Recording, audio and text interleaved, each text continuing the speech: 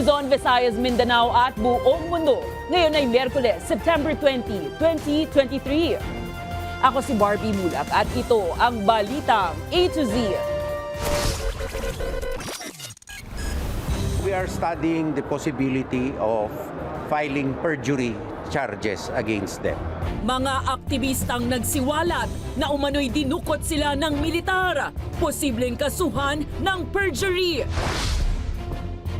Pangulong Bongbong Marcos Jr., panukalang budget para sa 2024, sinertipikahan as urgent. Matapos bigyan ng COMELEC exemption sa spending ban, pamamahagi ng fuel subsidy ng LTFRB tuloy na ulit. At sa ating balitang showbiz, Liza Soberano, balak na rin nga bang pasukin ang Korean showbiz? Magandang gabi, pambungad sa ating newscast, nililinlang at tinraidor. Ito ang pakiwari ng National Security Council matapos bumaligtad ang dalawang umano'y sumukong aktivista na nag-aakusa ngayon sa militar ng pagdukot sa kanila. Ayon naman sa Department of National Defense, binubuo nila ang kaso para maireklamo sina Jen Tamano at Jonila Castro ng pagsisinungaling sa kanilang sinumpaang salaysay. Narito ang ating balitang A to Z. We are studying the possibility of filing perjury charges against them. Posibleng kasuhan ng perjury o pagsisinungaling. Ito ngayon ang kinakaharap ng dalawang environmental activist na sina Jen Tamano at Jonila Castro. September 6 nang i-report ng ilang aktivistang grupo ang pagkawala ni Jen at Jonila. Matapos ang kalahating buwan, lumitaw ang dalawa kahapon sa press conference ng National Task Force to End Local Communist Armed Conflict. Ayon sa NCFL-CAC, kusang loob na sumuko ang dalawa. Pero nagkagulatan ng akusahan ni Jen at Jonila ang militar ng pandurukot sa kanila. Totoo po dinukot kami ng mga militar sakay ng van. Napilitan din kami na sumurrender dahil pinagbantaan yung buhay namin. Why would the military abduct them and then present them to the media? It does not make any sense. Ayon sa National Security Council, tinraidor at nilinlang sila ng dalawa. Nanindigan ng ahensya sa kanilang unang pahayag na nagtangka lang ang mga ito na kumalas bilang mga miyembro ng New People's Army. They're now spinning this to show that the NTF-ELCAC is a sponsor of state terrorism when in fact the reality is not true. And the facts will come out and there will be a discussion today about what to reveal about these two individuals so that the public can see both sides. Ayon pa sa Department of National Defense at NSC, handa nilang isa publiko ang tunay na nangyari kina Tamano at Castro. Maraming testigo doon nung nag-surrender sila. Ngayon, biglang bumaliktad sila. Our position is the same, no? They executed affidavits which were executed in front of the mayor and PAO lawyer attorney. And if it is proven that they executed this, falsely, they can be open to perjury charges. Kagabi dumulog sina Tamano at Castro sa Commission on Human Rights, pero tipid ang komisyon sa nangyaring pulong. Pumunta yung dalawang bata kasama yung ibang mga NGOs. Hanggang doon muna pa lang ang involvement namin. But ongoing pa rin yung investigation. Hinihintay pa namin yung official report coming from our regional office at aming investigation office before we issue official statement. Kailangan namin validate yung detalye pa. Pagtitiyak naman ng CHR, nagpapatuloy ang kanilang investigasyon, hiwalay sa gagawin ring pagsisiyasat ng Department of Justice.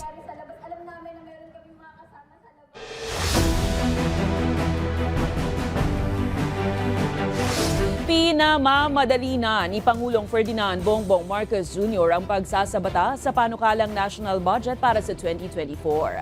Sa isang sulat sa kanyang pinsan, ng House Speaker Martin Romualdez, iginiit ni Marcos ang kahalagahang maipasa agad ang budget para sa tuloy-tuloy na operasyon ng mga programa ng gobyerno. Kapag certified as urgent ang anumang panukalang batas, hindi na kailangan ng 3 araw sa pagitan ng ikalawa at ikatlong pagbasa nito.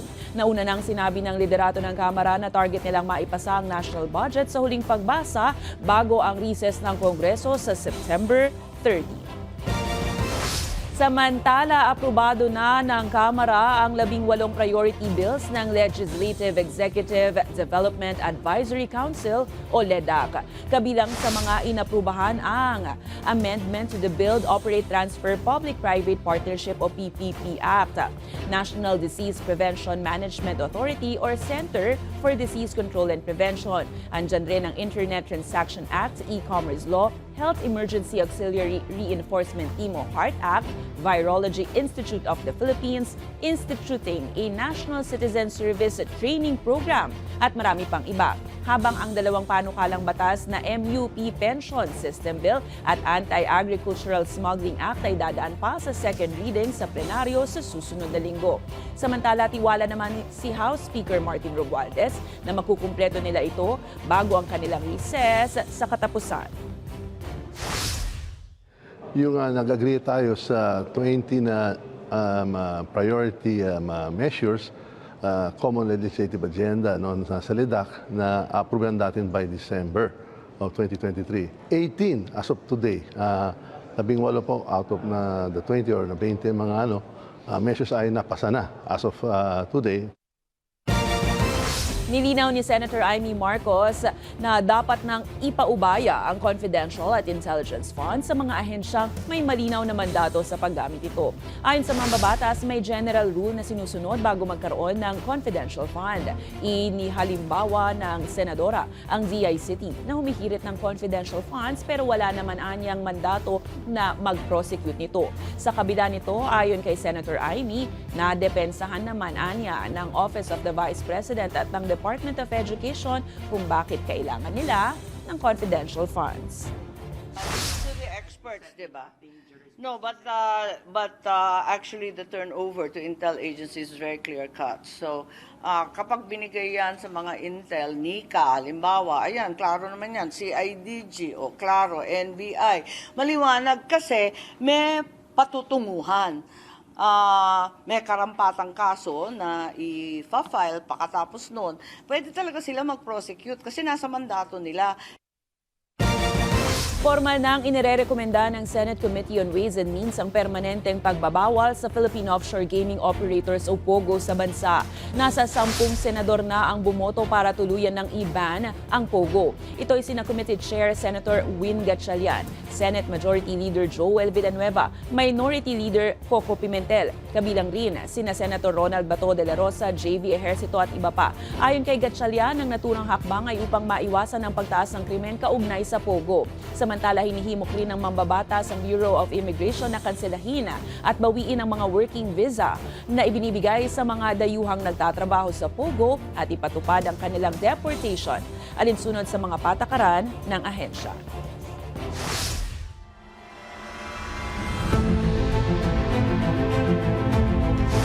Magsasagawa ng malalimang pag-aaral ang NSC sa pinsala sa mga coral reef sa West Philippine Sea na pinaniniwalaang kagagawan ng China. Habang Pangulong Ferdinand Bongbong Marcos Jr. suportado ang pagpapatupad ng fishing ban para maiwasan ang overfishing. Pero ang grupong pamalakaya hindi sang-ayon. Alamin kung bakit sa balitang A to Z ni Billy Torres.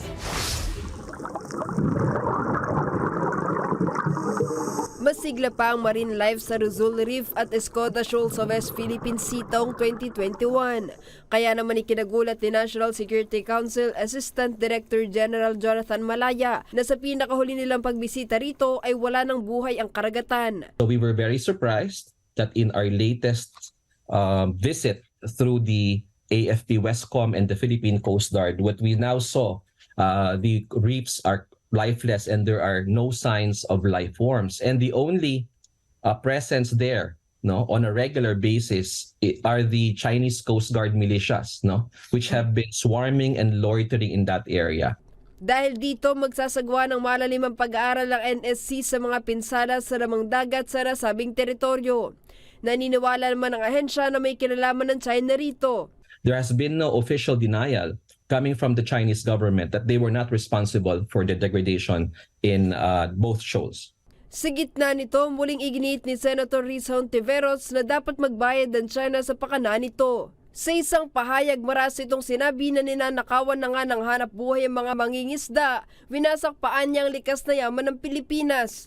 Kasalukuyan ng pinag-aaralan ng Office of the Solicitor General ang pagsasampa ng reklamo sa Permanent Court of Arbitration laban sa China kaugnay nito. Kasabay naman ito, naghayag ng suporta si Pangulong Ferdinand Marcos Jr. sa pagpapatupad ng fishing ban sa ilang lugar sa bansa para maiwasan ang overfishing at maging stable ang supply ng isda. Kaya yun ang ating binabalikan at aayusin at babantayan. Kasi kung minsan kailangan huwag uubusin yung isda para sa next season meron pa. Kaya yun ang mga tinitignan natin ngayon. At may mga lugar na hindi dapat gawing palaisdaan dahil ito nga ay para sa breeding, para dumami ang population ng mga isda. Hindi naman kumbinsido ang grupong pambansang lakas ng kilusang mamamalakayan ng Pilipinas sa plano ng pamahalaan. Ito ay palliative na solusyon, no? Kasi hindi nito nilulutas yung fundamental na dahilan, no, kung bakit patuloy na bumababa ang isda, produksyon ng isda natin taon-taon. Bagkus dapat anilang itigil ang mga aktibidad na nakasisira sa fishing grounds at coastal areas. Ang dahilan dyan ay dahil sa pagkasira, no, ng mga coral reefs natin, mga seagrasses at saka mga bakawanan, no, yung mga mangroves area natin.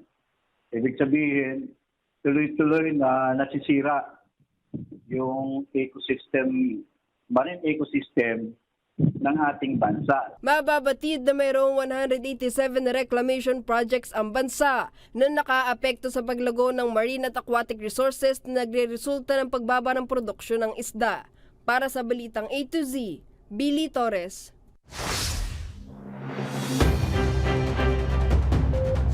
Umaasa ang mga mamimili at vendor sa bansa na hindi na mauulit ang krisis sa sibuyas kung saan pumalo ang presyo nito sa mahigit 700 pesos kada kilo. Kaya naman niluluto na ng Kamara ang pag-amenda sa anti-agri-smuggling law para mabigyan ito ng ngipin. Gayunpaman, para sa isang kongresista, hindi ang batas ang problema, kundi ang nag-i-implementa nito. Ang Balitang A to Z mula kay Kim Salinas. Mataas pa rin ang presyo ng mga produktong agrikultura, partikular ang sibuyas. Ang reklamo ngayon ng mamimili na si Rochelle dahil pa rin ito sa mataas na halaga ng produktong petrolyo sa bansa. Kasi mahal. Nagmamahal siguro siya dahil sa diesel, sa gas. Dahil doon naman nag-i-start lahat eh. Pero sa gulay vendor naman ni si Aling Bergie, lahat naman raw ay mahala. Pangamba lang niya, huwag naman sanang maulit ang krisis sa sibuyas na umabot sa 700 piso kada kilo noong nakaraang taon. Sa tagal kong nagtitinda ng sibuyas, mga bago mag-undas, up to December, ayan, mga ano na yan, mga mag-i-start ng magtatas. Kaya naman sa Kongreso, inamyendahan na ng Committee on Agriculture and Food ang Republic Act No. 10845 o Anti-Agricultural Smuggling Act of 2016. Sa bagong probisyon, pinalawak ang pwedeng kasuhan at binigyan ng ngipin ang naturang batas. Bukod sa smuggling, pwede na rin po nating parusahan yung hoarding, profiteering, cartelizing at iba pang forma ng abuso sa merkado. Mas pinabigat rin ang magiging parusa at multa ng mga mapapatunayang sangkot. Tinataas natin sa 30 years of imprisonment. Pero sa atin pong panukala, 6 times na po yung parusa para po dun sa mga gagawa nitong mga krimen na ito. Ayon pa sa chairperson ng Technical Working Group Anti-Agricultural Smuggling Act of 2016 na si Representative Mika Swansing, nadagdagan na rin ang saklaw ng batas. Sa inyo pong punto, hindi lang po sa onion na mga kartel, lahat ng agricultural commodities, fishery commodities at tobacco ay kabilang na. Pero si Representative Arlene Brosas hindi pa rin kumbinsido na mawawala ang large-scale smuggling sa bansa kahit maipasa na ang rebisyon ng naturang batas. Giit niya, mas malaki ang problema sa enforcement o ang mga ahensya ng gobyerno na mag-iimplementa nito. Kasi alam naman natin may mga issues din yung mga ahensya, particularly yung Bureau of Customs. Di ba maraming mga tanong dyan eh. The authorities should properly implement yung mga batas. Nitong Lunes, inirekomenda na ng NBI ang paghahain ng reklamo laban sa 6 na individual sa likod ng krisis sa sibuyas noong 2022. Pero hindi pa muna sila pinangalanan ng Department of Justice. Mababatid na ayon sa ilang mga mambabatas, simulat sa pool ay wala pang napaparusa ang agri-smugglers o kartel sa bansa. Para sa Balitang A to Z, Kim Salinas. Good news naman para sa mga tsuper, itutuloy na ulit ng Land Transportation Franchising and Regulatory Board ang pamamahagi ng fuel subsidy sa mga operator ng pampublikong sasakyan. Yan ay matapos aprubahan ng Commission on Elections ang hiling ng LTFRB na exemption mula sa election spending ban para sa barangay at sangguniang kabataan elections. Nung nakaraang linggo lang, umarangkada ang distribusyon ng ayuda sa PUV sector na umaaray na sa mataas na presyo ng petrolyo. Pero natigil ito nang magsimula ang election spending ban noong September 15. Samantala, inirekomenda ni House Committee on Ways and Means Chairman at Albay Congressman Joey Salceda na gawin na lang flexible ang excise tax sa langis imbis na suspindihin ng koleksyon ngayong patuloy ang taas ng presyo ng krudo. Anya, dapat mabawasan ng hanggang 3 piso ang excise tax kapag lumagpas sa $80 per barrel ang average na presyo nito sa pandaigdigang merkado sa loob ng 3 buwan. Habang kailangan namang taasan ng hanggang 2 piso kung ang presyo nito ay mababa sa $45. Every time it goes beyond $80, then for every $5, we can reduce the excise tax by 1 peso. It goes down below 60 because the rate is always between 60 and 80. Then we will start collecting for every $5 additional 1 peso in excise tax. Hindi mo pwede kasi parang binigyan mo ng discount si Ayala. Hindi naman yung walang kotse. Inoobliga na ng National Telecommunications Commission na magkaroon ng live selfie sa pagpaparehistro ng SIM card. Ayon sa NTC, naglabas na sila ng memorandum order para agad na maipatupad ang live selfie. Yan ay para maiwasan ang mga pekeng registrations. Binibigyan rin ng hanggang December 18 ang mga telco companies para magkabit ng teknolohiya para sa live selfie. Kaugnay nito, palalakasin naman ng Philippine National Police ang pagtutugi sa mga cybercrime at cyberscam. Ayon sa PNP Anti-Cybercrime Group, dahil sa digitalization at pagdami ng mga Pilipinong gumagamit ng internet, dumarami rin ang nabibiktima ng cybercrime. Isa sa ilalim rin ng PNP sa training ang kanilang mga investigador para sa paghawak ng cybercrime investigation. Ang bilis mag-multiply. Why? Kasi may mga naloloko. But the elements of the crime itself is the same. So kaya talaga ng mga lokal. Ang idadagdag lang natin is in relation to Section 6 of 10175, Cybercrime Prevention Act. Why? Kasi nga nangyari sa internet or ICT. Susunod sa ating balitang A to Z Sports, cancer-free na si Ironman L.A. Tenorio nagbahagi ng mensahe sa kanyang mga taga-suporta. At sa ating balitang showbiz, Liza Soberano, matapos ang Hollywood Dream, balak na nga bang pasukin ang Korean show business? Alamin ang kumpletong ulat sa pagbabalik ng balita A to Z.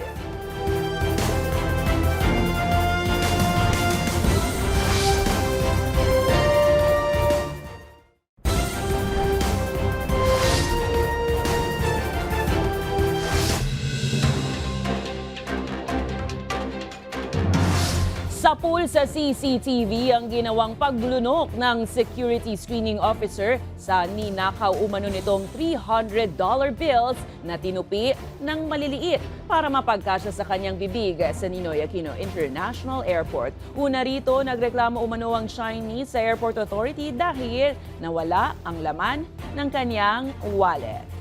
Samantala, nagbabala naman ang Department of Justice Interagency Council Human Trafficking ng reklamo sa mga magulang na gumagamit sa mga anak para sa human trafficking.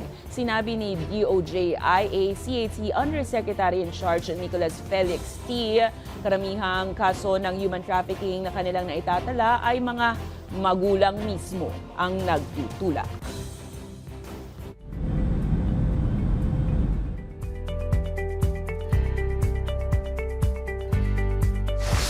Kinokondena ng gobyerno ng Japan ang pagtatayo ng China ng boya sa loob ng exclusive economic zone nito malapit sa Senkaku Islands. Mariin nito giniginiit sa Beijing ang agarang pag-alis ng nasabing boya sa kanilang teritoryo.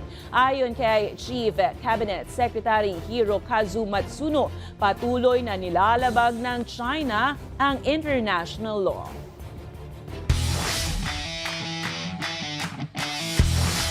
Taos-pusong nagpasalamat sa lahat ng mga taga-subaybay nito ang tinaguriang basketball Ironman na si L.A. Tenorio matapos personal na inanunsyo na siya ay cancer-free na. Sa kanyang Instagram, nagpasalamat si Tenorio sa lahat ng mga nagdasal para siya ay tuluyang gumaling. Binalikan rin nito ang 8 buwang pagkikipaglaban sa sakit na cancer na nagsimula noong Pebrero kung saan ito ay dumaan sa 12 sesyon ng chemotherapy. Kahapon September 19 sa kanyang huling test na ginawa sa Singapore, lumabas na cancer-free na ito at ang gamutan ay naging epektibo. Sa huli, sinabi ni Tenorio na kinasasabikan niya ang muling pagbabalik sa mundo ng basketball at naghahanda na sa panibagong kwento ng kanyang buhay. Babalik si Tenorio bilang assistant coach ng Gilas, Pilipinas. Sa aming pagbabalik-balitang showbiz, Catriona Gray at Sam Milby, kumusta naman kaya ang vacation sa Italy? Manatiling nakatutok, kayo ay nanonood ng Balitang A to Z.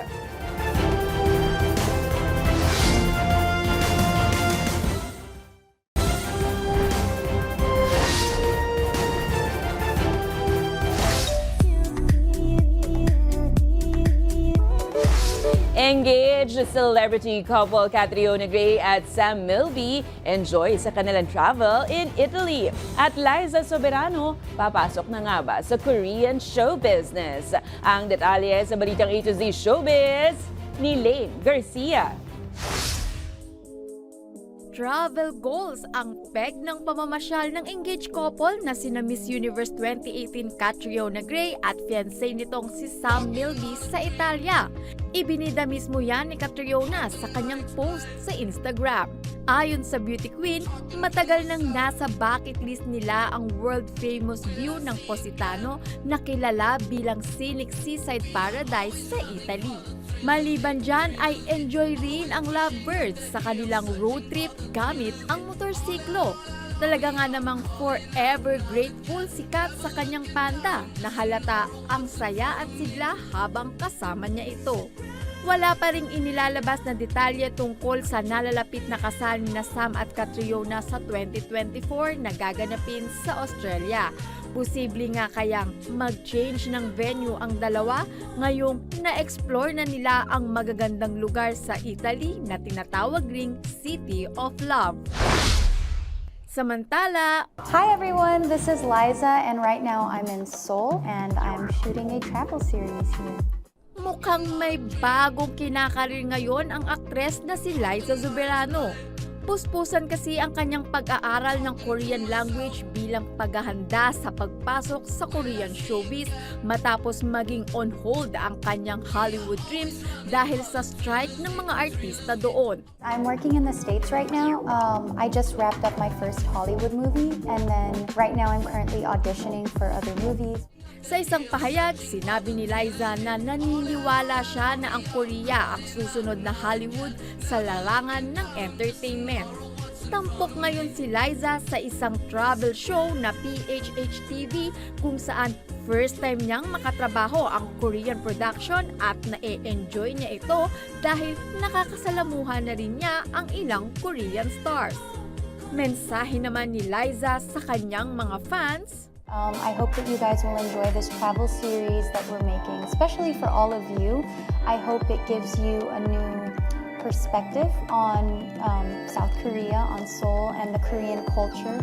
And I hope that you guys can find a lot of exciting things to do, especially if you guys plan on traveling to Korea or dream of traveling to Korea. Thank you guys so much for supporting me and for supporting this series. para sa balitang A to Z Showbiz, Lane Garcia. At para naman sa ating balitang nakaka-good vibes, tradisyon nga sa ilang lugar sa bansa ang habulang baboy, lalo na kapag may piyestahan. Pero paano kung bukod sa baboy, may iba pa palang huhulihin? Kakasaka rin ba sa challenge?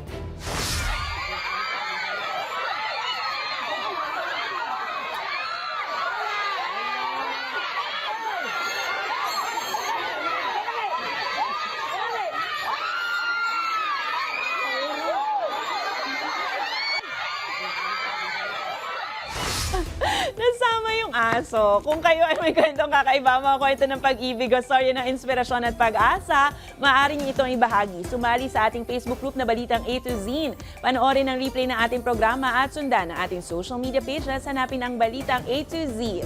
Ang ating pabaong quote of the night ay mula sa isang British statesman at dating Prime Minister ng UK na si Benjamin Disraeli. Ayon sa kanya, may iisang layunin ng kapangyarihan. Ito ay upang tiyakin ang kapakanan ng nasasakupan nito. At yan ang mga balita at impormasyon, mga kwentong may dalang inspirasyon na tinutukan ng Balitang A to Z. Ako si Barbie Mula. Maging maalam, makialam. Magandang gabi sa iyo, Pilipinas!